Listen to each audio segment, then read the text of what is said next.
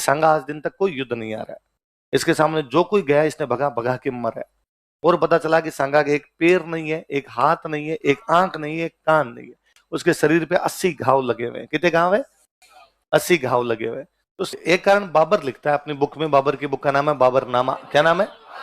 तो वो एक से लड़ने इसलिए आया था क्योंकि मेरे किसने बुलाया था? सांगा ने। तो ये कि सांगा कितना शक्तिशाली है, दूसरा ये कि दिल्ली वाले कितने कमजोर है। हमसे जानते हैं सांगा।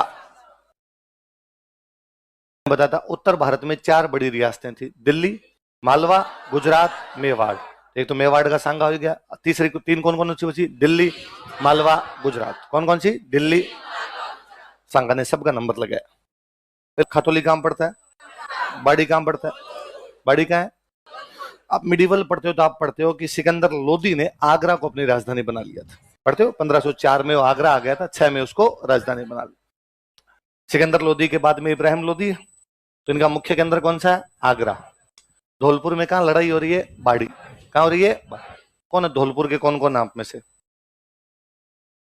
ना बता, बाड़ी आगरा से कितना पड़ता है लगभग? क्या गैप रहा होगा? 50 किलोमीटर। कितना गैप है? 50। मतलब आपको 50 किलोमीटर अंदर आके कोई पीट गया। तो इब्राहिम लोदी की 50 किलोमीटर तक ही चल रही है। आगरा आपकी मूल राजधानी है, उसे 50 किलोमीटर दूर आके आपको पीट देता है कोई। तो पहला तो ये कि सांगा कितना शक्तिशाली है, दूसरा ये कि दिल्ली वाले कितने कमजोर है। और दिल्ली वालों में अलाउद्दीन खिलजी को छोड़ दो। किसको छोड़ दो? बाकी सब मार खा के गए। इल्तुतमिश हार गया था भूताला में, मोहम्मद बिन तुगलक हार गया था सिंगोली में, बलबन हार गया था तेज सिंह से, और ये हार गया आपका इब्राहिम लोदी। नसीरुद्दीन महमूद हार गया था जेतर सिंह से, ये आपका हार रहा है यहाँ पर। और बीच में भी कोई इक्का दुक्का आए थे तो मार खा के गए थे। अलाउद्दीन खिलजी जरूर था जिसने इधर कब्जे कर लिए थे, और उसने कई जगह पर, और उसने यहाँ क्यों साउथ इंडिया की तरफ ही वो चला गया था। बाकी दिल्ली वालों की कभी नहीं चली। जब वास्तव में हम जब मिडिवल हिस्ट्री पढ़ते हैं ना, तो मिडिवल हिस्ट्री में हम पढ़ते हैं कि सल्तनत काल है ना, तो हम दिल्ली की हिस्ट्री पढ़ते हैं। कहां की हिस्ट्री पढ़ते हैं? न कि भारत की। दिल्ली वालों ने क्या क्या किया था वो है। अब वो दिल्ली वालों के पॉइंट ऑफ व्यू से लिखा हुआ, तो फिर अपने बोलते इल्तुतमिश ने ये किया, इल्तुतमिश ने ये किया, इल्तुतमिश ने ये किया, तो फील ऐसा आता है कि इल्तुतमिश भारत का राजा है, इल्तुतमिश दिल्ली का राजा है। कहां का राजा है? जैसे दिल्ली का राज था, वैसे मालवा का राज था, वैसे गुजरात का राज था, वैसे मेवाड़ का राज था। वास्तव में सल्तनत काल को इसी रूप में पढ़ा जाना चाहिए।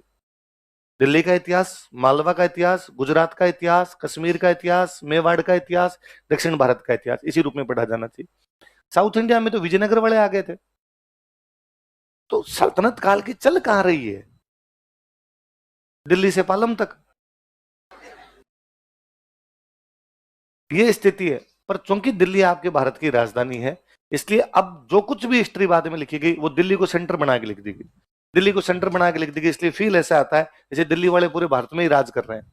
दिल्ली वालों की बापड़ों की दिल्ली से बाहर नहीं चल पा रहे। अब इस बात को दूसरी तरह से इमेजिन करो। सांगा चित्तौड़ का राजा है। कहां का राजा है? धौलपुर लड़ रहा है वो। आप धौलपुर के कौन कौन किसने हाथ खड़ा किया? कितने लोगों ने मेवाड़ देखा है? चित्तौड़ के कौन कौन है? मेवाड़ी कौन कौन है? कितने लोगों ने धौलपुर देखा है? लास्ट सांगा ही था तुम्हारा जो धौलपुर गया था, है ना भाई। अलग प्रदेश है ना, पूर्वी राजस्थान पूरा अलग, साउथ पूरा, आपस में कोई कनेक्शन नहीं, उसके बावजूद सांगा लड़ लिया था, वहां जाके लड़ लिया था। तो दिल्ली वाले तो हार गए। सांगा दिल्ली के कौन से सुल्तान को हराता है? इब्राहिम लोदी। कौन कौन सी लड़ाइयों में? खातौली और बाड़ी। गागरोन में किसको हराता है? महमूद खिलजी सेकंड। कौन सी लड़ाई में? गागरोन। और वो आपके सॉरी मालवा की किसको हराता है? महमूद खिलजी सेकंड। कौन सी लड़ाई में? गागरोन। और गुजरात के कौन से राजा को हराता है? मुजफ्फर शाह। कहां के उत्तराधिकार संघर्ष में? ईडर। ईडर में कौन कौन लड़ रहे थे? बहरमल और रायमल। सांगा ने किसको सपोर्ट किया था? रायमल को सपोर्ट किया था। ये उत्तर भारत की कंडीशन है। उत्तर भारत की 3 बड़ी रियासतें हैं, तीनों को सांगा हरा चुका है। इब्राहिम लोदी कमजोर हो रखा है। इब्राहिम लोदी के 2 चाचा उसके खिलाफ है, दौलत खान लोदी और आलम खान लोदी। कौन कौन है? वो इब्राहिम लोदी को हटा के सत्ता पर कब्जा करना चाहते हैं, और उनकी भी पार नहीं पड़ रही। इब्राहिम लोदी इतना कमजोर भी नहीं है, तो वो बाबर से सहायता मांगते हैं। किस सहायता मांगते हैं? बाबर उज्बेकिस्तान का रहने वाला था। कहां का था? उज्बेकिस्तान की राजधानी थी समरकंद। कौन सी थी? बाबर समरकंद का था। समरकंद में बाबर का चाचा राजा बन गया था, इसलिए बाबर की पार नहीं पड़ रही थी। बाबर अफगानिस्तान बैठा था। कहां बैठा था? पर उसका सपना वही है कि उज्बेकिस्तान पे कब्जा करे। उसने उज्बेकिस्तान लेने का प्रयास भी किया, लेकिन उसके चाचा ने मारपीट करके भगा दिया। अफगानिस्तान में उसकी पार नहीं पड़ रही, उसके खाने पीने के लाले पड़े हुए हैं, इसलिए उसने खाने पीने का सामान जुटाने के लिए, थोड़े रुपए जुटाने के लिए अपने पंजाब पर अटैक किए। पंजाब पर 4 अटैक किए उसने। कितने अटैक किए? 4 अटैक करता, कुछ लूटमाट करता, यहाँ से वापस अफगानिस्तान भाग जाता, फिर लूटमाट करता, फिर भाग जाता। इब्राहिम लोदी के अंडर में है पंजाब वाला इलाका। इब्राहिम लोदी इतना ताकतवर नहीं है, तो उधर लूटपाट की रक्षा भी नहीं कर पा रहा। ये दोनों इब्राहिम लोदी के चाचा बाबर के पास गए और उन्होंने बाबर को जाकर भाई क्या रे बाबर, क्या यूं छोटे छोटे पंजाब पर हमले करके वापस भाग के आ जाता है, दिल्ली चल, तेरे को जितने रुपए चाहिए उतने रुपए मिलेंगे। तो उसने कहा तुम्हें क्या फायदा, इब्राहिम लोदी को उठा, फिर दिल्ली हमारी, तू धन रख लेना, दिल्ली हमें दे देना। तो उसने कहा पर इब्राहिम लोदी ने हरा दिया मेरे को, तो कि वो हम गारंटी देते हैं, हम तेरे साथ, इब्राहिम लोदी से तू कैसे भी हारेगा नहीं। इसलिए बाबर इस बार हिम्मत करता है, पंजाब से दिल्ली की तरफ आता है। यदि आप पंजाब से दिल्ली आओगे तो बीच में हरियाणा है, तो वो पंजाब से हरियाणा है, तो इब्राहिम लोदी को पता चला दिल्ली आ रहा है, तो वो भी दिल्ली से कहा आया, हरियाणा। पानीपत की पहली लड़ाई, पानीपत की पहली लड़ाई होती है बाबर इब्राहिम लोदी के बीच। इब्राहिम लोदी सल्तनत का पहला राजा जो लड़ता हुआ मारा गया था। इब्राहिम लोदी इस लड़ाई में लड़ता हुआ मारा जाता है। बाबर ने दिल्ली और आगरा पे कब्जा किया। कहां कब्जा किया? इतने रुपए मिले कि उसने वापस जाने से मना कर दिया। लगा तो ये था आलम खान इनको कि ये वापस चला जाएगा, पर वापस ही नहीं गया, वो यहाँ पे कब्जा करके बैठ गया, दिल्ली और आगरा पे। जब उसने आगरा पे कब्जा किया, उसने आगरा के पास में अपने राजस्थान में किला था बयाना। कौन सा किला था? उसने बयाना पे कब्जा कर लिया। बयाना पे कब्जा किया तो सांगा का ध्यान गया। सांगा गया था भाई ये राजस्थान है, इधर तुम नहीं आ सकते। तो फिर सांगा ने कहा भाई तुम अब इधर आ रहा है तो फिर मैं ही आता हूं तेरे सामने। तो सांगा बयाना लेने के लिए वापस जाता है। क्या लेने के लिए? देखो बयाना का युद्ध, बयाना का किला किसके पास है? बाबर। बाबर ने वो किला अपने एक बंदे को सौंप रखा, उसका नाम है मेहंदी ख्वाजा। क्या नाम है? लिखो। तो मेहंदी ख्वाजा ने बाबर को मैसेज किया कि भाई तू ये किला मेरे को दे के गया था, पर उधर मेवाड़ से सांगा आ रहा है, क्या करना है? तो उसने कहा वहीं बैठा रहा। अरे सेना कम है अपनी, मैं और सेना भेज रहा हूँ। तो बाबर ने एक सेनापति भेजा, उसका नाम था सुल्तान मिर्जा। क्या नाम था? लिखो, बाबर का सेनापति, कमांडर ऑफ बाबर। कौन है सुल्तान मिर्जा? बाबर का सेनापति। सांगा दोनों को धोता है ढंग से। लिखो, इस युद्ध में भी सांगा की जीत हुई। जब मुगलों की सेना भाग रही थी तो उनके पास एक वाद्य यंत्र था, तासा। कौन सा वाद्य यंत्र था? वो वहीं छोड़ गए, तो उस पर कब्जा कर लिया था। तो ये क्वेश्चन है कि कौन से युद्ध के बाद मेवाड़ की सेना ने मुगलों के तासा नामक वाद्य यंत्र पर कब्जा कर लिया? फिर वो हमेशा मेवाड़ की सेना साथ रखती थी बताने के लिए कि हमने किससे छीना था? मुगलों से। लिख लो। अच्छा, बाबर ने किसको हरा के आगरा पे कब्जा किया था? इब्राहिम लोदी। इब्राहिम लोदी ये सब अफगान थे, अफगान सारे इकट्ठे हुए, उन्होंने कहा मरा दिया यार, अपने जो जगह पे कब्जा कौन कर गया? बाबर। इब्राहिम लोदी लड़ता हुआ मारा गया था। तो इब्राहिम लोदी का छोटा भाई था महमूद लोदी। कौन था? वो सांगा के पास आ गया। उनको पता चला कि बाबर को चैलेंज कोई कर रहा है, तो कौन कर रहा है? सांगा। तो उन्होंने कहा सांगा तुम संघर्ष करो, अफगान तुम्हारे। तो अफगान किसके साथ आ गए? सांगा। इस बार सांगा ने मूड बनाया, यार हर बार अपने ये जीत के वापस चले जाते हैं, इस बार आगरा पे कब्जा करते हैं, इतने नजदीक आए। वही खानवा से भी, ये बयाना से आगरा कितना पड़ता होगा? कितना है? 35-40 नहीं, अरे ढंग से बताओ, 100 किलोमीटर के आसपास है। है? तुम कभी आगरा भी नहीं गए? भरतपुर वाले भी गए हो? कितना किलोमीटर है? 40 नहीं यार, है 35 ही। इतने तो फतेहपुर सीकरी है, फिर फतेहपुर सीकरी के आगे आगरा है। भाई मैं तो तीनों ही नहीं गया, आगे वाला है ना भाई। मैं तो बयाना गया, भरतपुर तक गया हुआ हूं, नहीं तो बयाना गया ना। है 70-80 मान लो, है ना, 80-80 किलोमीटर बीच का रख लेते हैं। मैं कह रहा हूँ 100, ये करें 40, तो 70-80 के आसपास तो है। तो 70-80, तो मतलब आप 70-80 किलोमीटर नजदीक हो राजधानी के, और आपकी मूल राजधानी चित्तौड़ है। आप चित्तौड़ से वहां बैठे हो, जैसे आप शक्तिशाली आदमी तो हो। तो उसने कहा आपका यहाँ कब्जा कर लेते हैं। तो उसने राजस्थान के बाकी सारे राजाओं को भी बुलाया। वो जानता था क्या लड़ाई बड़ी होगी, आगरा पे कब्जा, दोनों जगह कब्जा करना है, आगरा पे भी और दिल्ली पे भी। कहां कहां पे? तो उसने दोनों तरफ सेना भेजी, एक सेना दिल्ली की तरफ भेजी थी और एक सेना किधर भेजी थी? आगरा। अपने इधर कब्जा ही करते हैं। उसने लोदियों को कहा कि भाई यदि कब्जा करेंगे तो मैं तुम्हें वापस दिलवा दूंगा, तुम्हारी जगह वापस दिलवा दूंगा। लोदियों ने कहा भाई ठीक है, तू दिलवा देगा तो हम तेरी बात मानते रहेंगे। अब वो बयाना से आगे बढ़ रहा है आगरा की तरफ। किधर जा रहा है? बाबर को लगा मुश्किल से तो कब्जा किया है, ये छीन लेगा, तो फिर बाबर आगरा को बचाने के लिए बाहर आता है। ये बयाना आगरा के बीच में एक जगह मिलते हैं, खानवा। कौन जगह? लिखो, खानवा का स्टार लगाना। मैंने बताया उसने दोनों तरफ सेनाएं भेजी थी, आगरा भी भेजी और दिल्ली। उसकी जो दिल्ली की तरफ सेना गई थी ना, उसने दिल्ली के आसपास के 200 गांवों पे कब्जे किए थे। कितने? ये हमारे एरिया में आते हैं। दिल्ली वाले इलाके को बोलते हैं सल्तनत, सुल्तानों का इलाका, इसलिए क्या कहलाता? सल्तनत। लिखो, बाबर को लग रहा है मेरे इलाके पे कब्जा कर लिया, इसलिए बाबर लड़ना चाहता है। फिर बाबर के दुश्मन कौन थे? अफगान। अफगान किसके पास गए में? संगा। अफगानों का नेता कौन था? महमूद लोदी। कौन था? महमूद लोदी किसका भाई है? लिख लो। एक कारण बाबर लिखता है अपनी बुक में, बाबर की बुक का नाम है बाबरनामा। क्या नाम है? तो वो एक अलग ही बात लिखता है। वो लिखता है कि मैं तो काबुल शांति से बैठा था, तब सांगा के कुछ लोग मेरे पास गए इसके, और इन्होंने मेरे कहा कि भाई तू भारत चल, और भारत चल के हमारी सहायता कर। मैंने पूछा इनसे किसके खिलाफ सहायता चाहिए, तो इन्होंने कहा हमें इब्राहिम लोदी परेशान करता है। कौन परेशान करता है? तो इब्राहिम लोदी से मैं लड़ने इसलिए आया था क्योंकि मेरे किसने बुलाया था? सांगा ने। लेकिन पानीपत की पहली लड़ाई में जब मैं इब्राहिम लोदी से लड़ रहा था, तो सांगा मेरी सहायता करने के लिए नहीं है, इसलिए मैं सांगा को सबक सिखाना चाहता हूँ। हालांकि उसकी बात गलत है, क्योंकि ये बात दूसरा कोई भी इतिहासकार लिखता नहीं है। फिर दूसरी बात कि सांगा इब्राहिम लोदी के लिए तो क्या ही बुलाएगा, है ना? उस इब्राहिम लोदी को 7-8 साल पहले समाप्त कर चुका था। इब्राहिम लोदी अब इतना शक्तिशाली भी कोई नहीं था कि सांगा को परेशान करे। पर बाबर ने तो अपनी तरफ से लिखी, उसने तो रीजन बताया अपना। देख लो, सामने सामने पड़ी है। बाबर अपनी लड़ाई की तैयारियां कर रहा है, सांगा अपनी लड़ाई की तैयारियां कर रहा है। 16 फरवरी को बयाना हुआ था। बाबर के खूब सारे सैनिक घायल हुए थे। बाबर ने घायल सैनिकों का इलाज करवाया। अपनी तोपें, बाबर पहला व्यक्ति था जो उत्तर भारत में तोपें लेके आया था। तो उसने अपनी तोपें जो थी ऊंचाई पे रखवाई। ऊंची तोपें होंगी नीचे आक्रमण ज्यादा अच्छे से कर पाएंगे। लोकेशन ली उसने बहुत अच्छी सी। 17 मार्च को युद्ध होना है। एक दिन पहले 16 मार्च को बाबर अपने सैनिकों को इकट्ठा करके कहता है कल अपने सांगा से लड़ेंगे। हाउस द जोश। सबने कहा लो सर। एक का भी हाई नहीं था। क्यों? तो सैनिकों के साथ में दो दिक्कत है। एक तो जब बाबर अफगानिस्तान से रवाना हुआ था, तब उसने अफगानिस्तान से जब सैनिक जुटाए थे, तब उसने सैनिकों को दो लालच दिए थे। एक लालच तो ये था कि हम भारत जाएंगे, वहां पे भारत को लूटेंगे तो वहां से धन मिलेगा, तो आपको मैं धन बांटूंगा। दूसरा ये था कि वहां से हम लड़कियां उठा के लाएंगे, तो मैं आपको लड़कियां बांटूंगा और हम जल्दी वापस आ जाएंगे। इस चक्कर में वो लोग आ गए थे। अब उसने बाकी काम तो किए, यहाँ से लड़कियां भी उठाई, यहाँ से धन भी लूटा, सैनिकों में बांटा गया धन भी। इवन काबुल के एक एक व्यक्ति को उसने सिक्के दे दिए थे, चांदी का सिक्का दे दिया था। पर उसने वापस जाने से मना कर दिया। अब राजा बैठ सकता है, फौजियों को लगता था यार हमारा घर पीछे है, हम क्यों लड़े।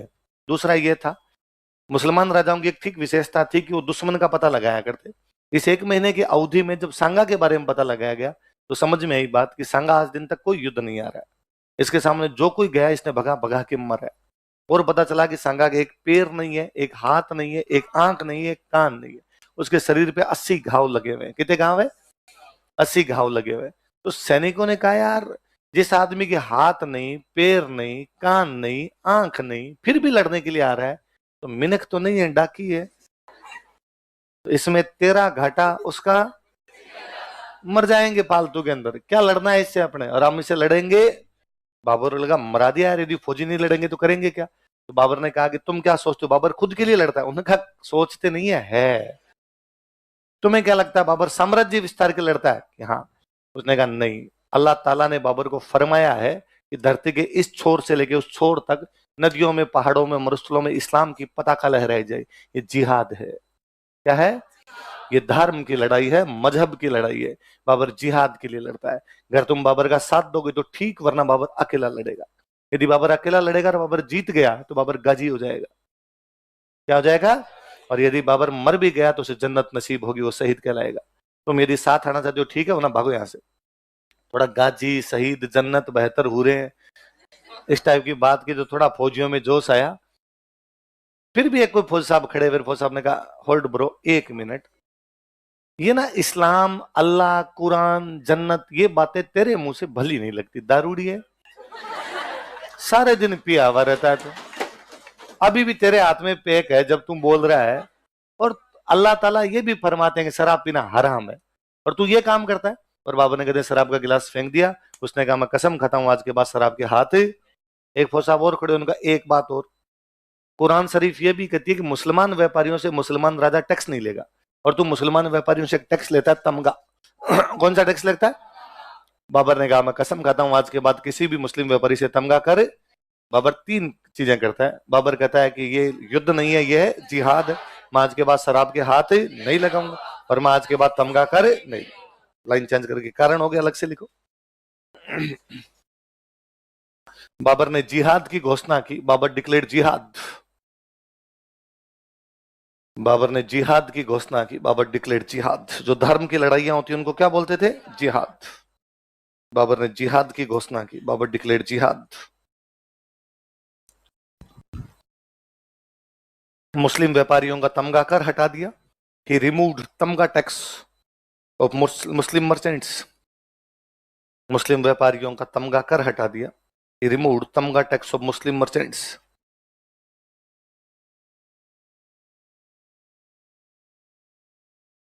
मुस्लिम व्यापारियों का तमगा कर हटा दिया। शराब नहीं पीने की प्रतिज्ञा की। He took oath not to take liquor. शराब नहीं पीने की प्रतिज्ञा की। He took oath not to take liquor. शराब नहीं पीने की प्रतिज्ञा की। इधर सांगा इस बात को जानता है लड़ाई बड़ी है इस बार, इसलिए सांगा ने राजस्थान के सभी राजाओं को लेटर लिखे और सहायता के लिए बुलाया। लिखो, सांगा ने राजस्थान के लगभग सभी राजाओं को पत्र लिखे। Sanga wrote letters to almost all kings of Rajasthan. Sanga ने राजस्थान के लगभग सभी राजाओं को पत्र लिखे।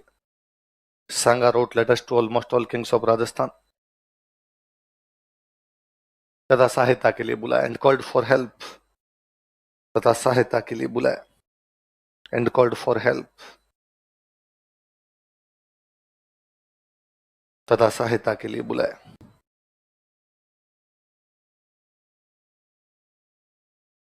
And called for help. किसके लिए बुलाया? सहायता। ये जो लेटर लिखने की ये प्रणाली थी ना, इसको अपने यहाँ बोलते हैं पाती प्रबंध। क्या बोलते हैं? पाती का मतलब भी लेटर होता है, चिट्ठी पत्री बोलते हैं। ये जो लाइन लिखी इसके ब्रैकेट में लिखो पाती प्रबंध। तो पूछेगा सांगा ने कौन सी लड़ाई से पहले पाती प्रबंध किया था? खानवा। पाती प्रबंध में लेटर लिखना। तो ये कौन कौन लोग थे जो उसका साथ देने के लिए? मैं एक लंबी चौड़ी लिस्ट बना रहा हूं, आप बताइए, फिर अपनी बात करते हैं। आगे कौन है आपका? मारवाड़। मारवाड़ से आया था। मालदेव कहां से आया था? आगे कौन है? बीकानेर। कल्याण कहां से आया था? आगे कौन है? मेड़ता। श्रीरामदेव कहां से गया था? मेड़ता। आगे कौन है? अभी हम ईडर की लड़ाई पढ़ रहे थे। ईडर में रायमल और भरमल लड़ रहे थे। सांगा ने किसकी सहायता की थी? रायमल। पर रायमल थोड़े दिन बाद मर गया था, इसलिए सांगा ने बाद में किसको बना दिया था? भरमल। देखो ईडर समझौता हो गया था इनके बीच। मेदिनी राय अभी हमने पढ़ा। चंदेरी। चंदेरी सांगा उसकी सहायता करा तो वो सांगा की करेगा। चंदेरी। आगे कौन सा? अखिराज देवड़ा। देवड़ा कहां के राजा थे? सिरो। देखो सिरोही। आगे कौन है? कौन है? उदय सिंह। तब तक आपके डूंगरपुर बांसवाड़ा अलग नहीं हुए थे, इनको बोलते थे वागड़। देख लो वागड़। डूंगरपुर बांसवाड़ा वागड़ का वागड़ का राजा कौन था? उदय सिंह। आगे कौन है? हसन खान मेवाती। मेवात का राजा। मेवात। मेवात से गया था हसन खान मेवाती। साथ लगाओ इसके। ये बात ये बताती है कि संगा धर्म की लड़ाई नहीं लड़ रहा है, बाबर लड़ रहा है धर्म की लड़ाई। संगा के साथ मुसलमान है। अफगानों का नेता महमूद लोधी उसके साथ है। मेवात का राजा हसन खान मेवाती उसके साथ। आगे कौन है? रतन सिंह चुंडावत। चुंडा को कौन सा ठिकाना मिला था? देखो सलूंगर। रतन सिंह चुंडावत चुंडा का वंशज है। सलूंगर। अगला कौन है? झलाचा। झलाचा है तो चित्तौड़ में जगह पड़ती है सादड़ी। सादड़ी कहां से आया था? जैसे मेवाड़ में था कि मेवाड़ की सेना की हरावल में हमेशा सलूंगर के लोग रहेंगे, सलूंगर के चुंडावत रहेंगे। जैसे ये था कि यदि मेवाड़ का राजा किसी भी वजह से युद्ध से बाहर चला जाता है तो युद्ध को लीड सादड़ी का चला करेगा। सादड़ी का युद्ध होता है, युद्ध में किसी वजह से राजा यदि बाहर निकलता है युद्ध को लीड कौन करेगा? सादड़ी का। अब ये सारी सेना इधर बाबर खड़ा है। बाबर अपने साथ में 2 तोपें लेके आया था तो उसकी 2 तोपें लगी हुई आगे आगे। इधर आपके सांगा की सेना खड़ी है। सांगा की सेना ज्यादा है, बाबर की सेना कम है, पर बाबर के पास में क्या है? तोपें। और सांगा की सेना का सिस्टम यह है कि यहाँ पे मान लो हरावल में रतन सिंह चुंडावत खड़ा है, यहाँ पे वागड़ का उदय सिंह खड़ा है, यहाँ पे मारवाड़ का मालदेव खड़ा है, यहाँ कोई पृथ्वीराज खड़ा है, यहाँ बीच में सांगा खुद था, इधर कल्याणमल है, वीरमदेव है, अखिराज देवड़ा है, मेदिनी राय है, हसन खान मेवाती तो आगे ही था। पर सब लोग जहां जहां जिसकी लोकेशन थी अपने अपने लोकेशन लेके खड़े। अपनी सेना में एक बड़ी दिक्कत थी राजस्थान वालों के कि मान लो वागड़ का उदय सिंह अपने 7,000 आदमी लेके लड़ाई कर रहा है। वागड़ का उदय सिंह खुद भी लड़ने के लिए जाएगा, मुसलमान राजा खुद लड़ने के लिए नहीं जाते थे, इसलिए देखो इब्राहिम लोदी को छोड़कर कोई युद्ध में नहीं मरा। बाकी सब भाई युद्ध में गए नहीं, सीधे लड़ाई में जाओगे तब मरोगे ना आप। इब्राहिम लोदी बेचारे के एकदम अड़ी गई थी कि भाई उधर हो गए तो फिर क्या करता, युद्ध में गया था बाद में, तो वो जाते ही नहीं थे युद्ध के अंदर। यहाँ ये सब लड़ने के लिए जाते थे, उदय सिंह लड़ने के लिए गया। अब लड़ाई शुरू हुई। लड़ाई तो गोली तो किसी की लग सकती है, राजा के भी लग सकती है, सामंत के भी लग सकती है, सेनापति की। अब मान लो उदय सिंह की गोली लग गई और 10 मिनट बाद उदय सिंह मर गया। उसके तो 7,000 फौजी वो बाहर चले जाएंगे, वो लड़ेंगे नहीं। वो कहेंगे हम किसके साथ आए थे? उदय सिंह। हमें ऑर्डर कौन देगा? उदय सिंह। वो मर गया, अब हम नहीं लड़ रहे। इधर मान लो पृथ्वीराज अपने 3,000 सैनिकों के साथ है, पृथ्वीराज यदि मर गया तो 3,000 सैनिक बाहर निकल जाएंगे। आदेश की एकता नहीं थी, है ना। पबेड का एक सिद्धांत है आदेश की एकता, आदेश एक जगह से आने चाहिए, लेकिन यहां आदेश एक जगह से आते, अपना अपना जो सेनापति था उसका ऑर्डर फॉलो किया करते। इधर तोपें अपने बड़ों ने पहली बार ही देखी थी, तोपों की लड़ाई नहीं देखी हुई थी, तो तोपों के हमले जैसे ही शुरू हुए आगे आगे वाली पूरी बटालियन ही सलट गई। कई देर तक इनको ये नहीं समझ में आया कि मर कैसे रहे हैं। बाद में धीरे धीरे समझ में आया कि तोपें इनसे अलग हटके लड़ना है अपने को, इनसे अलग हटके लड़ना शुरू किया इन लोगों ने। तो तोपें भारी थी, मूव नहीं हो रही थी, तो अलग हटके लड़ पा रहे थे। एक दिक्कत और हुई, अपनी सेना में हाथी बहुत ज्यादा यूज में लिए जाते, हाथी डर गए थे तोपों से, क्योंकि हाथियों के भी तो आउट ऑफ सिलेबस था, उनकी भी तो तोपें नहीं देखी थी, इसलिए हाथियों की भगदड़ मच गई। हाथी बड़ा जानवर होता, कंट्रोल होता नहीं, इसलिए हाथी भाग रहे हैं तो सेना इधर उधर हो रही है, आपकी तोपों से आप मर रहे हो तो सेना मर रही है, आपके सेनापति मर रहे हैं इसलिए सेना बाहर निकल रही है। इसलिए सांगा ने कहा मुझे सबसे आगे लेके जाओ। लोगों ने कहा साहब हाथ नहीं, पैर नहीं, आंख नहीं, कान नहीं, क्या करोगे आगे जाके? सांगा ने कहा दी मैं आगे आगे जाके लड़ूंगा तो पीछे की सेना में कॉन्फिडेंस रहेगा और सेना को लगेगा राजा लड़ रहा है तो अपने को लड़ना चाहिए। तो सांगा सबसे आगे आगे जाता है। अब इनकी कंडीशन थोड़ी ठीक थी, अब बाबर कमजोर पड़ता जा रहा है। तभी बाबर को लगा कि यार ऐसे तो पार पड़ेगी नहीं, पर बाबर ये जानता था कि यदि सांगा मर गया तो इनकी पूरी फौज ही चली जाएगी। तो सांगा ने अपने 2000 लोगों की, तीरों की एक टुकड़ी थी तीर चलाने वाले, उन सबको कहा पूरे के पूरे तीर सांगा पे मारे जाए। उन्होंने कहा भाई हम पास में जाके यदि तीर मारेंगे तो उसके पास में भी तो लोग खड़े हो मारेंगे। उसने कहा 2000 में से 1999 भी मरे तो कोई बात नहीं, एक का तीर भी सेट बैठ गया, अपने जीत गए युद्ध को। इसलिए सारे के सारे तीर सांगा पे मारने शुरू किए, सांगा पे मारने शुरू किए तो सांगा घायल होकर गिर गया, मरा फिर भी नहीं वो, उसके कोई एक तीर लगा तो वो हाथी में गिर गया। पर यदि सबसे आगे कोई आदमी खड़ा है यहाँ गिरता है तो पीछे वालों को सबको दिखता है, ये जो यहाँ लास्ट में थे ना, इनको लगा सांगा मर गया, राजा मर गया, तब युद्ध करके करेंगे क्या, तो ये सेना लौटने लग गई। हालांकि मेवाड़ में रिवाज था कि सांगा राजा यदि कैसे भी घायल होता तो युद्ध को लीड कोई झाला करेगा, झाला आया हुआ था, झाला अज्जा, फटाफट सांगा को नीचे उतारा गया हाथी से, उसी हाथी पर झाला अज्जा बैठा। युद्ध को वापस इन्होंने कंट्रोल करने की कोशिश की, वापस ये थोड़ा बराबर का सा युद्ध लेके, इतने में बाबर अपना लास्ट मूव खेलता है तुलगुमा। कौन सा खेलता है?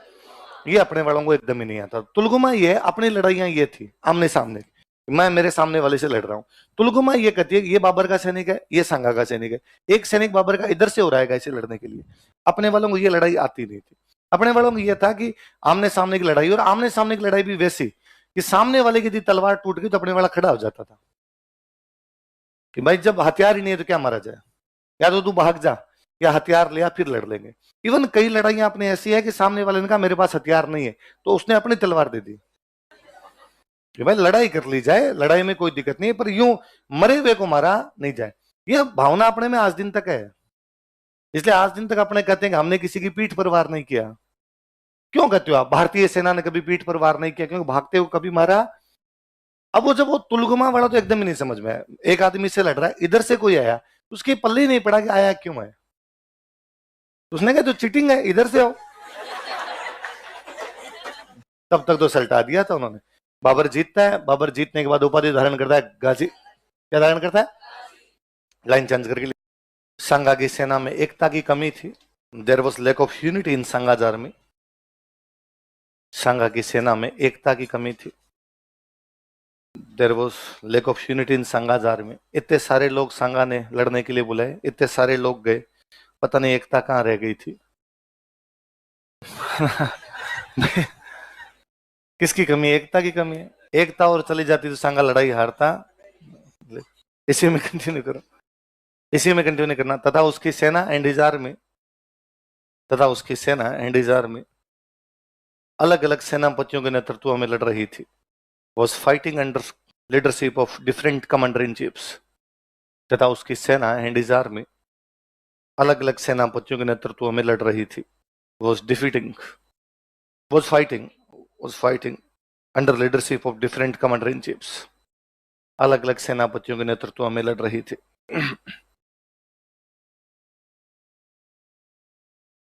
बयाना हुआ था 16 फरवरी को, खानवा हो रहा है 17 मार्च। आप भाई साहब 1 महीने तक वेट क्यों कर रहे थे? हाथों हाथ ही यदि हमला कर देते आगरा की तरफ तो बाबर को न तो घायलों का इलाज कराने का मौका मिलता, ना अपनी तोपे लगाने का मौका मिलता, ना आपके बारे में जासूसी करने का मौका मिलता। आपके पास ज्यादा अच्छा मूव था पर नहीं कर पाए। लिखो, बयाना युद्ध के बाद आफ्टर बैटल ऑफ बयाना, बयाना युद्ध के बाद आफ्टर बैटल ऑफ बयाना, बयाना युद्ध के बाद, after battle of Bayana.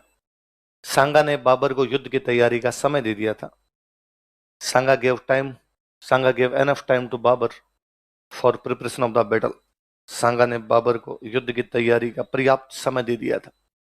Sanga gave enough time to Babur for preparation of the battle. Sanga ने बाबर को युद्ध की तैयारी का पर्याप्त समय दे दिया था। Sanga gave enough time to Babur for preparation of the battle. युद्ध की तैयारी का पर्याप्त समय दे दिया। आप जब इतने घायल थे तो आपको आगे जाके लड़ना नहीं चाहिए था। यदि आप पीछे रह के केवल डिक्टेट ही करते रहते, अब ये करो अब ये करो, तो भी युद्ध जीत लेते आप। लिखो, घायल होने के बावजूद सांगा खुद युद्ध के मैदान में चला गया था। Injured Sanga himself appeared in the battlefield. घायल होने के बावजूद सांगा खुद युद्ध के मैदान में चला गया था। Injured Sanga himself appeared in the battlefield. घायल होने के बावजूद सांगा खुद युद्ध के मैदान में चला गया था। Injured Sanga himself appeared in the battlefield. Sanga खुद युद्ध के मैदान में चला गया था। Injured Sanga himself appeared in the battlefield. फिर लड़ाई में जब सांगा का पक्ष कमजोर पड़ता दिखा तो कुछ सांगा के साथ वाले जाके किससे मिल गए थे? बाबर से। लिखो, सांगा के कुछ साथियों ने, सम एलीज ऑफ सांगा, सांगा के कुछ साथियों ने, सम एलीज ऑफ सांगा उससे विश्वासघात किया, बीट्रेड हिम, उससे विश्वासघात किया, बीट्रेड हिम, उससे विश्वासघात किया, बीट्रेड हिम, तथा युद्ध के बीच में बाबर से मिल गए थे। And joined hands with Babur in middle of the battle, तथा युद्ध के बीच में बाबर से मिल गए थे। And joined hands with Babur in middle of the battle.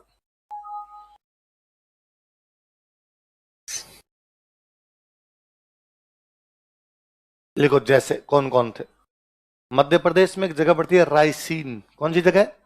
वहां रायसीन का रहने वाला था एक सलहदी तंवर। कौन था? एक तो ये चला गया था उधर। एक नागौर के अपने थे खानजादे मुस्लिम, ये उधर चले गए थे। लिख लो, जैसे।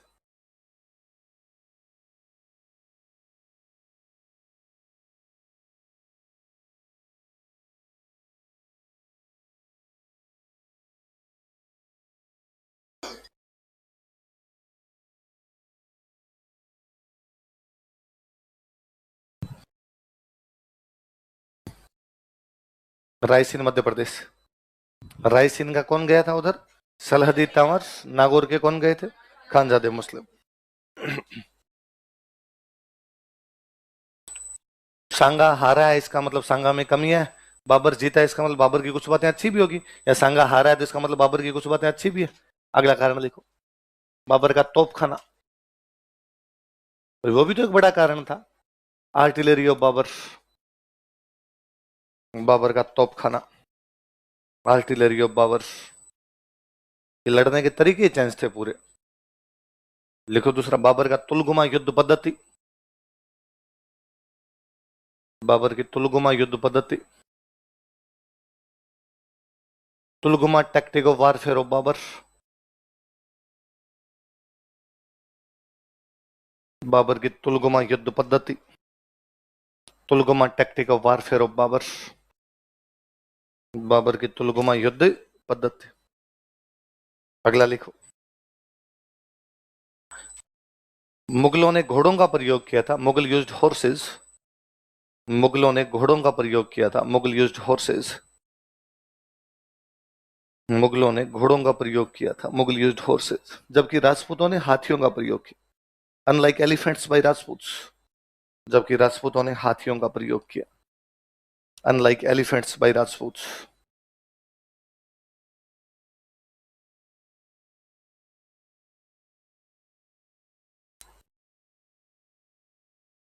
जबकि राजपूतों ने हाथियों का प्रयोग किया। Unlike elephants by Rajputs. यह भी एक बड़ा कारण रहा हाथियों वाला। एक ये था कि अपने यहाँ पे हथियार बहुत भारी यूज में लिया करते थे, जबकि बाहर से लोग आ रहे थे, इनके हथियार कैसे थे? हल्के। हल्के हथियारों से लड़ाई अच्छी हो रही थी। अपने बड़ों को बहुत धीरे धीरे ये बातें समझ में आई थी। लिखो, मुगलों ने राजपूतों की अपेक्षा हल्के हथियारों का प्रयोग किया था। Mughal used lighter weapons than Rajput. मुगलों ने राजपूतों की अपेक्षा हल्के हथियारों का प्रयोग किया था। Mughal used lighter weapons than राजपूत्स।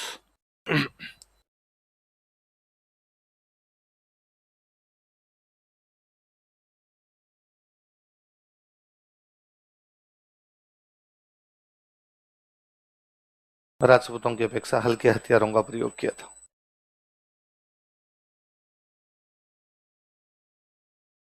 सांगा घायल हो गया था युद्ध में।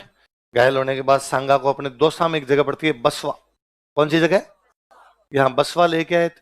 यहाँ सांगा को होश आया, पता चला क्या हुआ युद्ध में। युद्ध में तो अपने हार गए।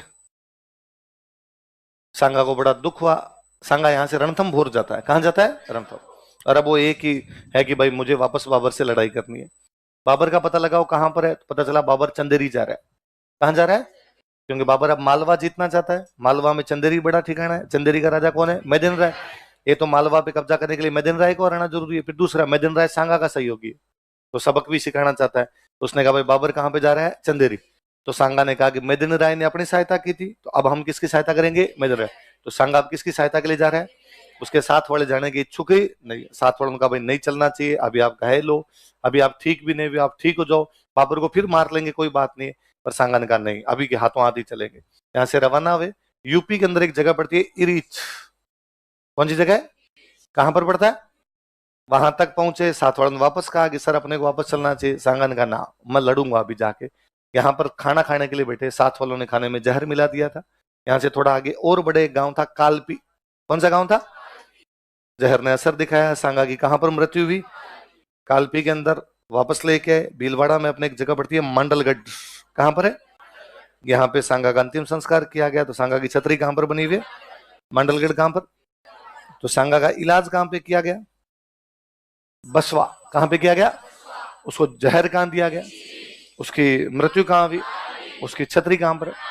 लिखो, 4 सेंटर लिखते हैं। पहले लिखो बसवा।